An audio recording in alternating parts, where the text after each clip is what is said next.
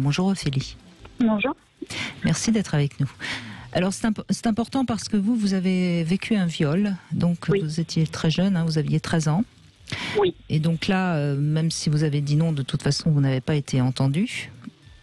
J'ai pas pu le dire non en fait. J'ai vraiment pas pu dire non parce que à ce moment-là, on va dire que c'était un flirt à l'époque, puisque moi je n'étais vraiment pas. À 13 ans, vous étiez jeune. Voilà, j'avais pas forcément envie d'aller plus loin, mais disons que voilà, à cette époque-là, moi j'ai 42 ans à l'heure actuelle et déjà c'était une génération où à 13-14 ans, beaucoup de filles avaient déjà fait le premier pas et donc pour pas, parce que je suis quand même de nature assez différente.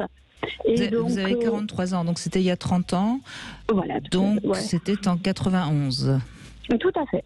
Oui, c'est en effet une époque, c'est important de la situer, c'est en effet le moment dans la société où il y avait peut-être beaucoup de très jeunes qui, à cause des conséquences d'une certaine libération sexuelle, c'est les années porno, enfin c'est vraiment les années en effet où soi-disant le sexe à tout va, etc. Oui, c'est vrai. Oui, tout à fait. Alors voilà. Et pour ne pas être trop différente de tout le monde, j'avais dit que je l'avais déjà fait. Or, bien sûr, ça ne m'avait même pas traversé l'esprit. D'accord. Donc à l'époque, ce jeune homme avec qui je flirtais, donc a dû croire que je devais être consentante dans le sens où j'avais dit que je l'avais déjà fait. Donc voilà, alors ça s'est passé, j'étais interne et à ce moment-là, je me retrouvais toute seule dans ma chambre puisque mes camarades, elles, étaient en stage. Donc on va dire qu'il a échappé à la surveillance des surveillants et s'est introduit dans ma chambre parce qu'on était en chambre de 4. Donc et moi, comme je me retrouvais seule dans l'état, donc il rentre dans votre chambre alors que vous l'aviez pas invité. Voilà, il rentre dans ma chambre, je sortais de ma douche, donc forcément je n'avais même pas eu le temps de m'habiller.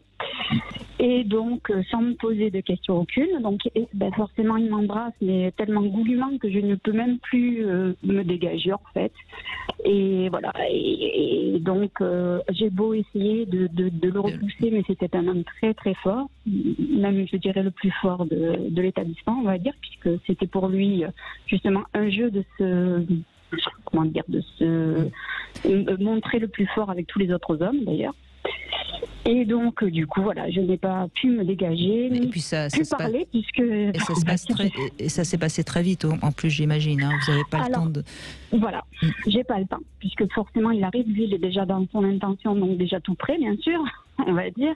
Et donc voilà, j'ai beau essayer de serrer les jambes, je peux pas. Il arrive à faire ce qu'il veut quoi. Et je peux pas parler puisqu'il m'embrasse et puis il me lâche pas quoi. Il me serre très fort contre le mur, je peux pas me libérer. Et là, malheureusement, il arrive à faire ce qu'il veut de moi. Et j'ai été sauvée par un autre camarade qui est venu frapper à la porte et donc il l'a interrompu dans son action, on va dire. Mais bon, c'était déjà. Et vous avez déjà voilà. pénétré, oui. Tout à fait. Donc voilà, du coup, ma première, je n'ai pas pu. Voilà, j'étais. Vous avez été prise de force, oui. Et vous avez porté plainte ou pas à l'époque? Jamais. En même temps, j'en ai même jamais parlé à mes parents. Par contre, j'en parle à mes partenaires avec qui je compte avoir une relation sérieuse. Après, maintenant, une chose est sûre, c'est que je sais dire non quand je ne veux pas. On va dire, quand c'est une nouvelle, que je fais une connaissance d'hommes que veulent aller plus loin, que moi je ne veux pas, je sais dire non. Est-ce que Ophélie, je crois qu'on comprend très bien à l'âge que vous aviez, la manière dont ça s'est passé, que vous n'avez pas pu résister. On ne met pas du tout en doute. Mais est-ce que de temps en temps, vous pensez que vous auriez pu résister? Est-ce que de temps en temps, vous vous dites... Non, franchement, il avait une force surhumaine. Je pouvais vraiment pas... non. Donc il n'y a pas de culpabilité. Vous êtes consciente qu'il est... Ma seule culpabilité, c'est d'avoir dit que j'étais déjà passée à l'acte alors que je me non, ça. Il s'est donné l'autorisation parce que j'avais dit. Non, voilà. Ophélie, il faut l'enlever cette culpabilité là, parce que même si vous aviez déjà passé à l'acte, ça ne justifie pas la manière dont il vous a violée. Oui. Et donc Tout à ça fait. montre bien, vous voyez, et c'est pour ça que je vous posais la question, ça montre bien que chez beaucoup de femmes encore, Christian Jamin, il y a ce sentiment quelque part d'être un peu responsable. Et c'est ce sentiment-là aussi que les femmes vont devoir travailler. Parce que même si, ok, admettons que vous ayez déjà fait l'amour, il vous a quand même violé.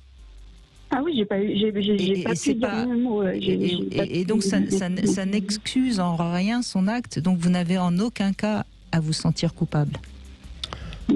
Oui, je pense que c'est le dernier témoignage de l'après-midi est très important parce que depuis le début, Brigitte, vous insistez sur la différence entre le consentement et le viol. Et là, on est pile dans exactement l'inverse de ce qu'est un consentement, c'est-à-dire qu'on ne vous a pas laissé votre libre arbitre. Donc là, on est en plein dans le viol. Et le deuxième point, c'est l'âge. C'est-à-dire qu'il avait le même âge que vous ? 1 ou 2 ans de plus. Oui, donc enfin, vous n'étiez même pas majeur sexuellement. On n'est pas consentant à 13 ans.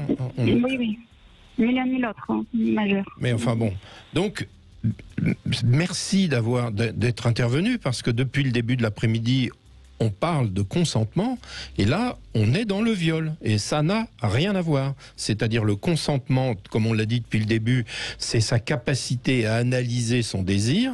Alors que là, vous n'avez eu aucune capacité.